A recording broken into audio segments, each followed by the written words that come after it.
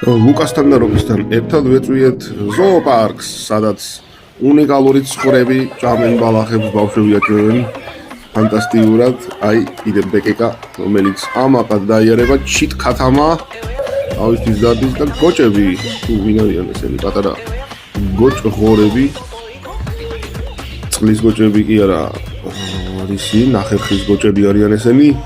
აქეთ ჩიტები, იქით მტრედები, მოკლედ ბავშვებისთვის საინტერესო ფრინველების ფერმასავით არის ახალობა. აი ცხოველები, თხები, ჯიხვები და ყველაფერი მსგავსი ერთად გასხივოსნებული. ბავშვები მცენარეებით ყვებავენ ქათმებს, მტრედებს, გოჭებს და ციყვებს. აგე როგორ ულამაზესად დაიარება ადამიანები და ცხოველები ერთ სივრცეში. შიგნით შესვლის საშუალება და საჭიროებაც არსებობს. თევზები გარბიან და შეათ საჭმელი. რვაფეხები არ არიან, მაგრამ მაინც ძალიან კაი სიტუაცია არის. გაქათმებული ცხოველები, ხვლიკბაყაყა, ისკობოლი, მფრინავი, სკუნსი კი არა, ვინ არის ეგა? დახტიან ვიღაცები, პატარა ყურდღელ ციყვ, თაგვ ვიცხები, წვანან თავისთვის ფეშენებელურად.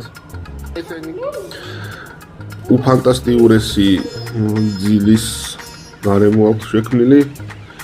ბაღნები ტენიან საჭმელს და ისინიც ამაყად მიირთმევენ სადილს. არა. აგე პატარა თუთი ყუშ ციყვ, ეს ციყვები მაგრები არიან.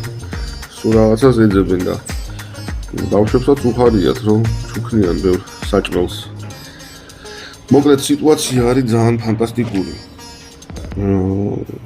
1 საათი მიდის აქტიური კოორდინაცია ბაღნებსა და ცხოველებს შორის. დაითრია ციყვმა სალათი და გასალათებულა ციყვი. გაციყვებულა სალათი. ეს თუთი ყუში თავისი ხელით ჭამს ყველაფერს ფანტასტიკურად. რა ენავლება, უჭირავს და დონერი ვიტმის ფოთლებს.